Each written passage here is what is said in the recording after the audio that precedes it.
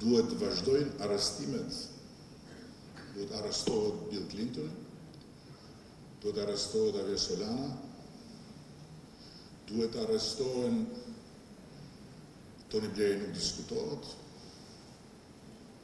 kryeministrat e tjerë të vendeve që i dhanë dritën jeshile bombardimeve, dhe faktikisht duhet të ndodhi eksaktësisht ajo që ka predikuar Slobodan Milošević, që dhe ai bashkë me atë tjetrin Zviceranin mos gjetë kur prej aty poshtë. Të dy bashkë atje. Dhe kjo është e paimagjinshme. Por përsëri unë flas dhe më duket se çdo fjalë që them është pa kuptim, pa peshë, pa lidhje, sepse ajo që po ndodh është shumë e rëndë